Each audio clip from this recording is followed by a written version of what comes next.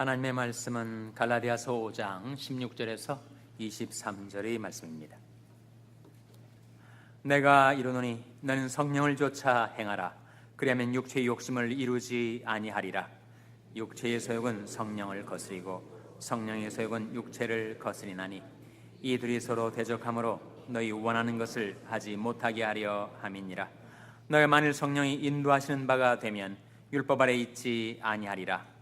육체의 일은 현저하니 곧 음행과 더러운 것과 호색과 우상 숭배와 술수와 원수를 맺는 것과 분쟁과 시기와 분냄과 당 짓는 것과 불리함과 이단과 투기와 술 취함과 방탕과 또 그와 같은 것들이라.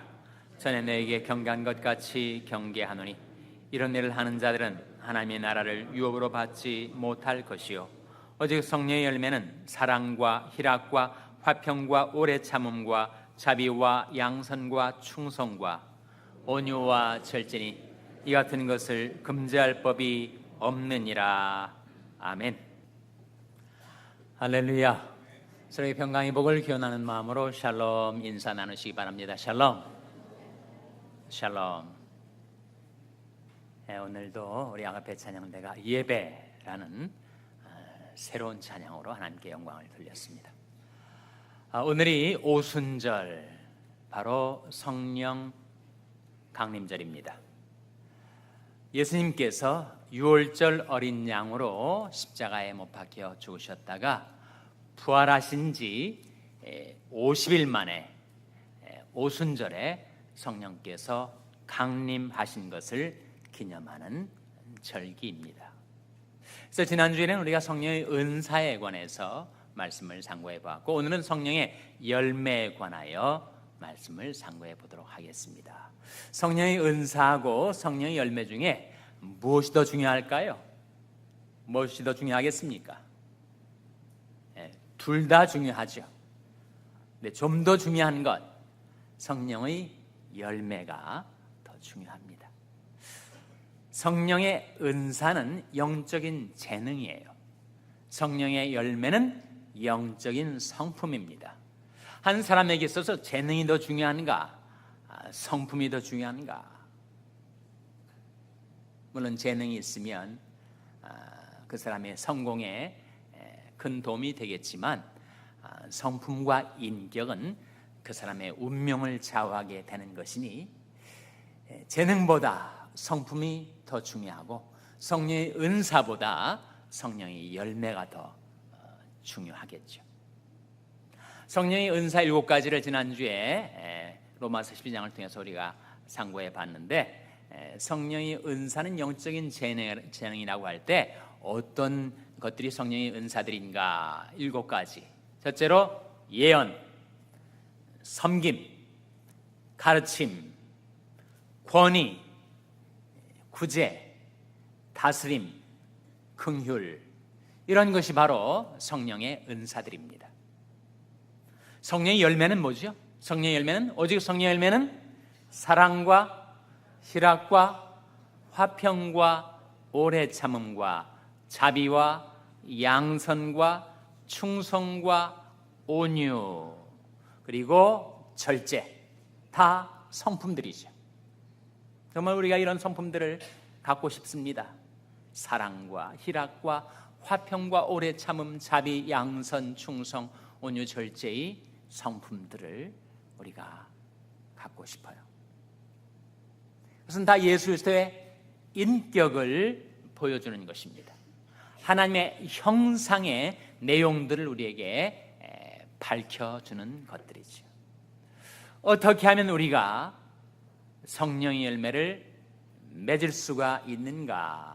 성령의 열매를 맺으려면 이 3가지가 필요합니다. 첫째로, 성령의 열매를 맺으려면 성령의 씨가 우리 마음밭에 심겨져야 합니다. 아니, 씨가 심겨지지 않는데 열매가 맺힐 수는 없는 거니까. 성령의 열매가 맺혀지려면 성령의 씨가 우리 마음밭에 심겨져야 하죠. 씨는 눈에 작은 것, 거의 보이지 않는 것이지만 그 안에 생명이 있어서 그 씨가 싹이 트고 자라나면 열매를 맺게 되는 것입니다. 우리가 성령의 열매를 맺고 싶으면 성령의 씨를 받아야 되는데 성령의 씨를 어떻게 받을 수가 있습니까? 영접하는 자, 곧 그 이름을 믿는 자들에게는 하나님의 자녀가 되는 권세를 주셨으니, 바로 우리에게 들려온 복음을 듣고 깨닫고 회개하고 예수 믿을 때 예수를 내 마음, 내 삶 속에 영접해 드리면 바로 우리는 성령의 씨를 받게 되는 것입니다. 이는 혈통으로나 육정으로나 사람의 뜻으로 나지 아니하고 오직 하나님께로서 난 자들이니라고 말씀하고 있습니다. 우리가 육신의 생명도 그 생명의 씨를 받아서 우리가 부모님에게서부터 생명을 물려받아 지금껏 살아오지 않았습니까? 마찬가지로 하나님께로부터 받은 생명, 그 영적인 생명을 받게 될 때 이것은 혈통으로나 육정으로나 사람의 뜻으로 나지 아니하고 오직 하나님께로서 난 자들이니라고 말씀하고 있습니다. 우리를 구원하시되 우리의 행한 바 의로운 행위로 말미암지 아니하고 오직 그의 긍휼하심을 조차 중생의 씻음과 성령의 새롭게 하심으로 하셨나니, 그 중생이 나와요. 중생이 뭔가? 거듭중자의 중생, 거듭남을 말하죠.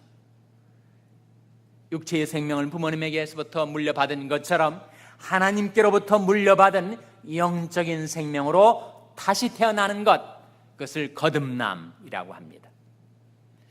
한 종교인으로서는 정말 흠잡을 데 없을 정도로 완벽한 삶을 살았다고 자처하던 종교인 니고데모를 향하여 예수님은 내가 거듭나야 하리라 말씀하셨어요. 내가 거듭나지 않고는 하나님 나라를 볼 수 없다. 물과 성령으로 거듭나야만 하나님 나라에 들어갈 수 있다고 말씀하셨을 때 그 거듭남이 무엇인가?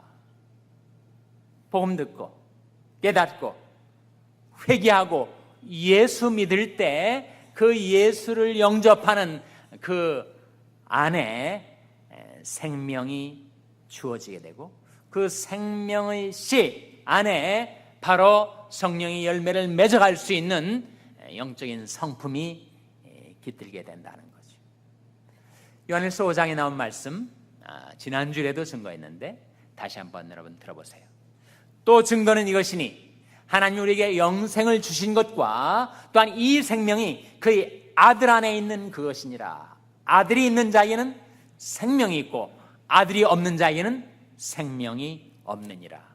하나님께서 우리 인생에 생명을 주려 하실 때 그 생명을 예수 안에 넣어 놓으셨어요.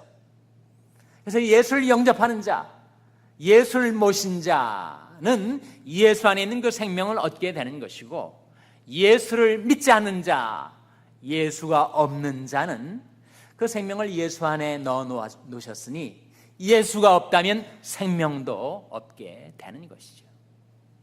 그런데 예수 안에 있는 그 영적인 생명 속에 성품이 들어있다는 거예요. 마치 영적인 생명 안에 재능이 있어서, 바로 그게 은사인데, 영적인 생명 안에 영적인 재능이 들어있는 것처럼 영적인 생명 안에 영적인 성품들이 들어있어서 그것이 성령의 열매로 맺혀갈 수 있는 바로 성령의 씨가 우리 안에 들어오게 된다는 거죠. 너희가 거듭난 것이 썩어질 씨로 된 것이 아니요 썩지 아니할 씨로 된 것이니 오직 하나님이 살아있고 항상 있는 말씀으로 되었느니라. 우리가 복음을 받아들일 때, 말씀을 받아들일 때, 예수를 받아들일 때, 그때 예수 안에 있는 생명의 씨가 우리 안에 심겨지게 되어서 그 성령의 씨를 받아야 성령의 열매를 맺어갈 수 있다. 그것을 성경은 거듭남의 진리라고 합니다. 사실 우리가 영적인 생명과 아무런 상관없는 자들이었는데 하나님께서 우리에게 복음을 들려주시고 깨닫게 해주시고, 내가 정말 할 수 없는 죄인이구나 깨달아서 하나님께로 회개하고 돌아왔을 때 하나님이 나를 구원하시기 위하여 보내신 예수 그리스도를 나의 구주와 주님으로 영접했을 때 그때 내가 하나님의 자녀로 거듭나게 된 것이죠. 둘째로 어떻게 성령의 열매를 맺어갈 수 있는가? 생명의 씨, 성령의 씨를 받았으면 그 씨가 자라가고 양육되도록 해야 되지 않겠습니까? 이 씨가 심겨졌는데 전혀 관심도 안 두고 무관심한 채 방치해 두면 그 씨가 어떻게 싹이 트고 자라겠어요? 그 씨가 자라려면 물도 줘야 되고 햇빛도 쬐어줘야 되고 바람도 잘 통하는데 둬야 하죠. 식물이 성장하기 위한 3대 요소 아닙니까? 물, 햇빛, 공기. 마찬가지로 우리 안에 심겨진 그 성령의 씨앗이 자라나 싹이 트고 열매를 맺도록 하기 위해서 우리에게도 그 세 가지 필요해요. 물은 말씀의 물, 우리 심령에 심겨진 성령의 씨가 싹이 트고 자라나도록 계속해서 하나님의 말씀이 우리에게 풍성히 공급되어야 합니다. 말씀의 생수가 우리 심령의 땅을 적셔야 합니다. 말씀 없이 우리는 변화될 수 없고 말씀 없이 성령의 열매를 맺어갈 수가 없는 이치죠. 둘째로 햇빛이 쬐어져야 하죠. 모든 식물은 햇빛의 그 열과 온기를 받아 생명력을 얻게 되는 것처럼 우리 영혼의 햇빛, 바로 주님의 얼굴.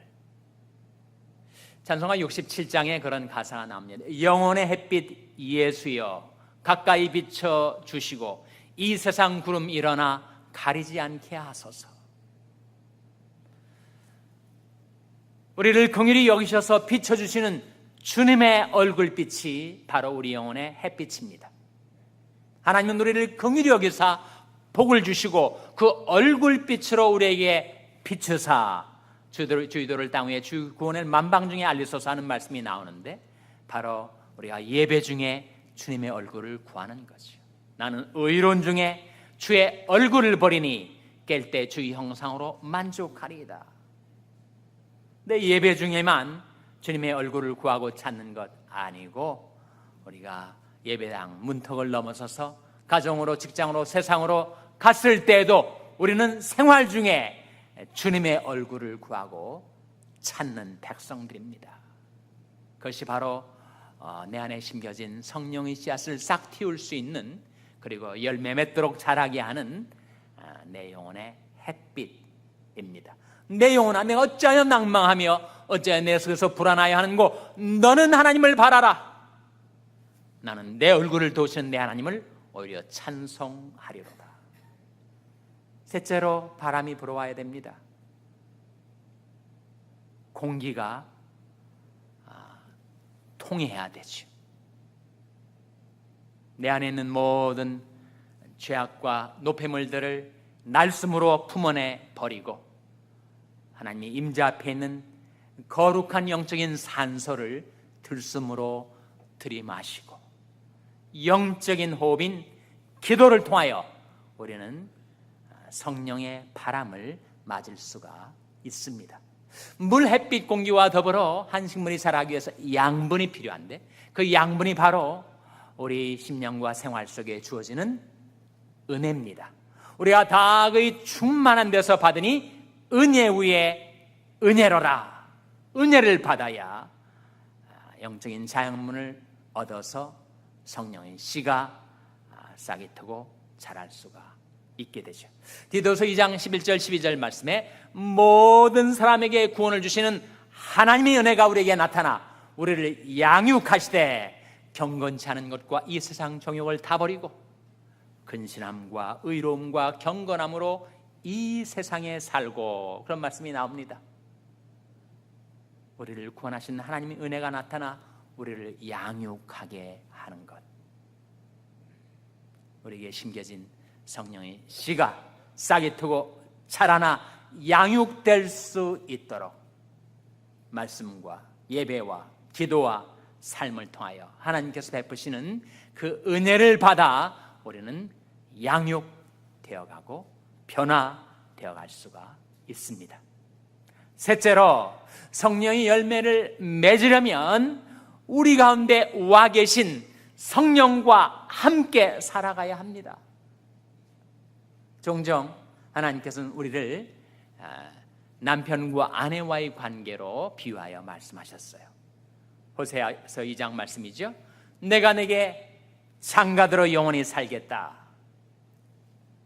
의와 공변됨과 은총과 긍휼히 여김으로 내게 장가들며 진실함으로 내게 장가들리니 내가 여호와를 알리라. 하나님께서 우리에게 오셔서 영원히 함께 사시겠다고 하시면서, 그러면 우리가 하나님을 알게 되고 하나님을 사랑하게 되고 하나님을 닮아가게 된다 하는 말씀이에요.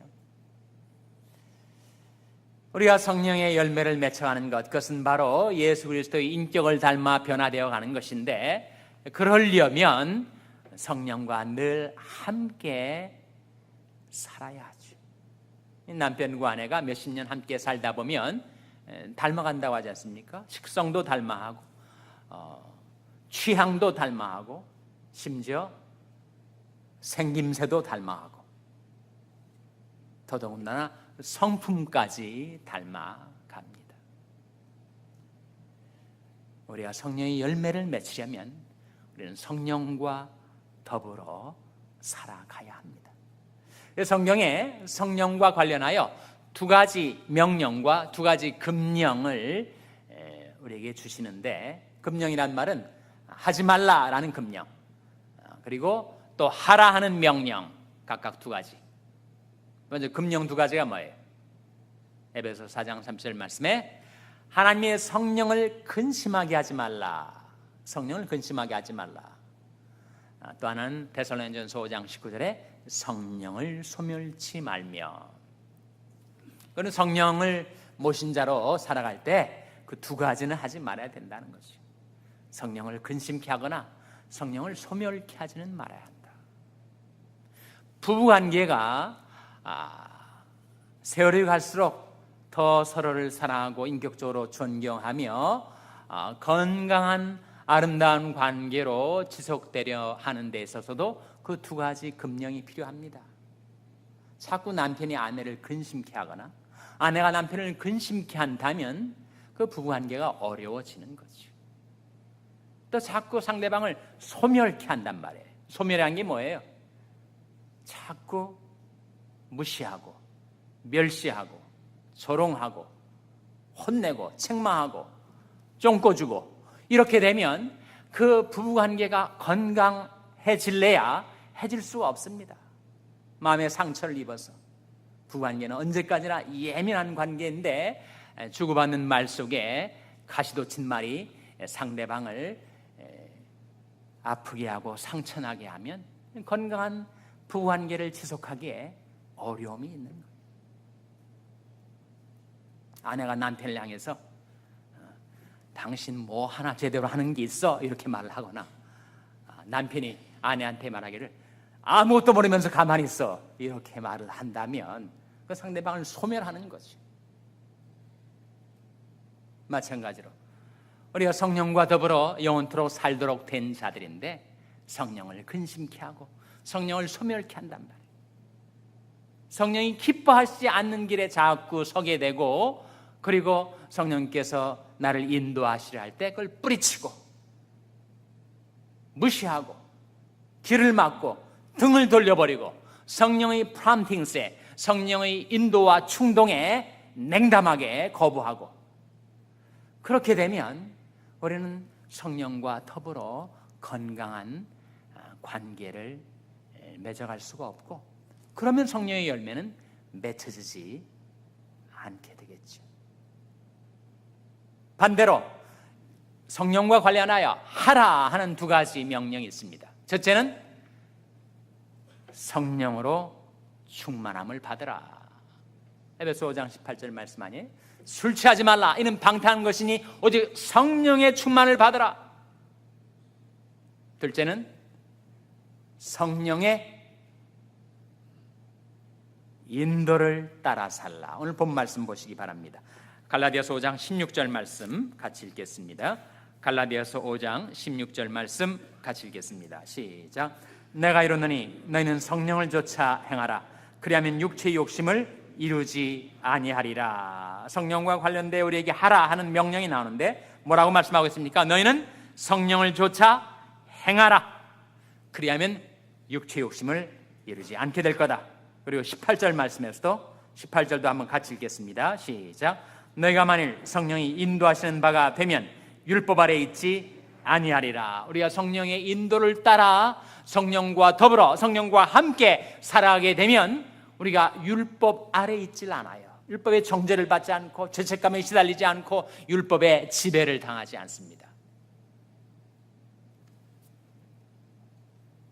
그래서 이 두 구절에 나온 명령은 결국 한 가지 명령인데 성령과 더불어 살아가라. 만일 그렇지 않으면 우리가 성령의 인도를 따르지 않으면 우리는 육체의 욕심에 잡히게 됩니다. 그러면 육체의 일을 하게 돼요. 성령의 인도를 따르면 성령의 열매를 맺게 되고 육체의 지배를 당하면 우리는 육체의 일을 드러내게 되고 마는데 육체의 일이 뭐예요? 오늘 본 말씀 갈라디아서 5장 19절에 보시면 육체의 일은 현저하니 곧 음행과 더러운 것과 호색과 이하에 쭉 나오는데 몇 가지가 나오죠? 네? 카운트해 보신 분 계세요? 네, 15가지가 나와요. 15가지. 이 15가지 육체의 일을 세 그룹으로 나눌 수 있습니다. 그리고 그것은 각각 소외를 불러일으킵니다. 그 셋은 바로 하나님으로부터의 소외, 이웃으로부터의 소외, 그리고 자로부터의 소외를 낳게 돼요. 우리가 육신의 지배를 당하고 육신의 욕심을 쫓아서 살아가면 우리는 하나님께로부터 소외됩니다. 여기에 15가 중에 뭐가 나와요? 우상숭배와 술수가 나오잖아요. 우상숭배, 하나님 사시고 참되신 하나님을 더 이상 섬기지 않고 신이 아닌 헛된 신, 가짜 신을 우상으로 숭배하게 된다는 거죠. 하나님으로부터 소외되는 겁니다. 술수는 뭐예요? 술수는 witchcraft, 마귀일입니다. 어둠의 세력, 흑암의 영에 사로잡혀서 하나님께로부터 소외가 된다는 거예요. 둘째는 이웃으로부터의 소외. 이웃으로부터의 소외는 심지어 가족들, 자식들로부터도 소외를 당하고 배우자로부터도 소외를 당하는 일이 벌어진다는 겁니다. 거기에 나온 15가지 중에 뭐가 있습니까? 20절에 보시면 원수를 맺는 것, 분쟁, 시기, 분냄, 당 짓는 것, 불리함, 이단, 투기, 이게 다 이웃으로부터의 소외를 보여주는 것들이죠. 셋째로 자로부터의 소외가 있습니다. 우리 안에는 진아와 가가 있어요. 진짜 나가 있고 가짜 나가 있습니다. 근데 내가 진정 내 인생을 살질 않고 가짜 나에 사로잡혀가지고 진정한 나 자신으로부터도 소외를 당한다는 거예요. 어떤 것을 말하죠? 여기에 보시면 19절에 육체의 일은 현저하니 곧 음행, 더러운 것, 호색, 그리고 21절에 보시면 술 취함, 방탕함.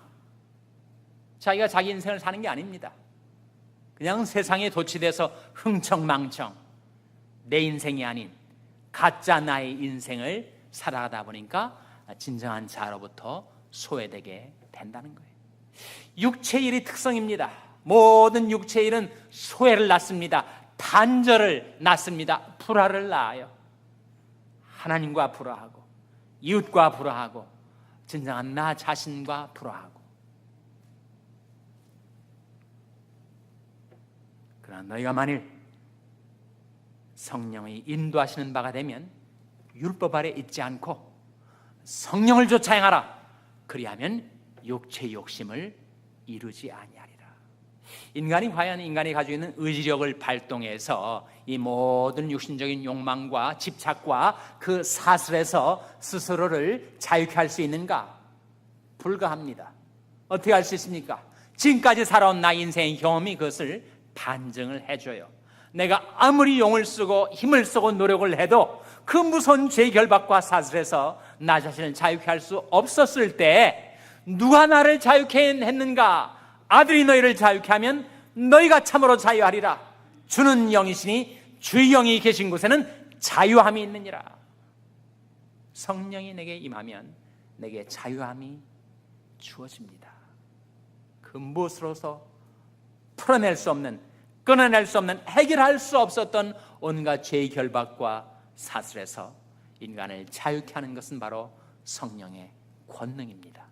주는 영이시니 주의 영이 계신 곳에는 자유함이 있느니라. 우리가 다 수건을 벗은 얼굴로 거울을 보는 것 같이 주의 영광을 보매 저와 같은 형상으로 봐요 영광에서 영광에 이르게 되는 것, 그것은 다 주의 영으로 말미암음이니라. 성령으로 말미암아 우리가 자유케 되고 성령으로 말미암아 우리가 변화될 수가 있어요. 그래서 성령이 열매를 맺는다고 하는 것입니다. 주님의 영광, 주님의 형상을 닮아 변화되어 가는 것, 그것이 바로 성령의 열매를 맺는 것인데 그것은 성령으로 말미암은 것이다 라고 말씀하고 있죠. 그러면 우리가 한 번밖에 없는 이 귀중한 나의 인생, 지금까지 또 몇십 년을 살아왔으니 앞으로 남아있는 인생의 날들을 기회해서 보면 그리 오래 장구하게 남아있지 않은 내 인생의 남은 날들을 내가 어떻게 살아갈 것인가. 정말 괴롭게, 정말 차라리 살지 않는 것이 낫겠다시피 그렇게 살 것인가, 아니면 생명과 평안을 누리며 살 것인가. 양단 간에 어떻게 그것이 결정된다고요? 로마서 8장에 육신을 좇는 자는 육신의 일을, 영을 좇는 자는 영의 일을 생각하나니 육신의 생각은 사망이요 영의 생각은 뭐라고 했습니까? 생명과 평안이니라. 정말 생명과 평안을 누리며 살아가려면 우리가 성령을 쫓아 살아가고 영의 생각을 품고 살아가고 말씀을 생각하고 말씀을 묵상하며 살아갈 때 우리는 생명과 평안을 누릴 수가 있다는 거예요. 같은 로마서 8장에 너희가 육신대로 살면 반드시 죽을 것이다. 정말 우리가 성령 인도를 뿌리치고 육신대로만 살면 그 육체의 일 속에 빠져 지내다가 결국은 죽고 말 거예요. 너희가 육신대로 살면 반드시 죽을 것이로되 영으로서 몸의 행실을 죽이면 살리니, 하나님의 영으로 인도함을 받는 그들은 곧 하나님의 아들이라. 성령 강림주일을 맞이해서 우리가 성령의 열매를 맺혀가기 위한 세 가지 길을 여러분에게 증거했습니다. 첫째로 성령의 씨가 내게 심겨져야 한다. 둘째로 그 씨가 싹이 트고 자라나 열매를 맺도록 양육받아야 된다. 말씀과 기도와 예배와 은혜로 양육받아야 되죠. 셋째로 우리 가운데 영원히 와 계신 성령과 늘 함께 살아갈 때 성령의 감화 감동을 받고 성령으로 변화를 받아서 마치 부부가 오래 살면서 서로 닮아가듯이 우리 모시고 사는 성령과 더불어 살아갈 때 성령의 감화 감동 가운데 우리가 예수 그리스도의 인격을 닮아 하나님의 형상을 닮아 우리가 변화되어 가는 것, 인격의 변화가 성령의 열매입니다. 이 아침에 하나님 앞에 나온 저 여러분, 하나님께서 우리를 불쌍히 여기셔서 성령으로 충만케 해주시고 성령의 열매를 맺혀가게 해주시기를 주님의 이름으로 축원합니다. 기도하시겠습니다. 아버지 하나님, 성령 강림 주일을 맞아 드디어 어떻게 하면 성령의 열매를 맺어갈 수 있는지 말씀을 통하여 그 길을 보여주신 것을 감사드립니다. 아무 공 없는 저희들 오직 예수 그리스도의 이름 의지하여 간구하옵나니 하나님 저희들을 성령으로 충만케 해주시고 성령과 교통하게 하시고 성령과 함께 살아가는 삶을 통하여 저희들이 예수님을 닮아 하나님의 형상으로 날마다 새롭게 변화되게 하여 주시옵소서.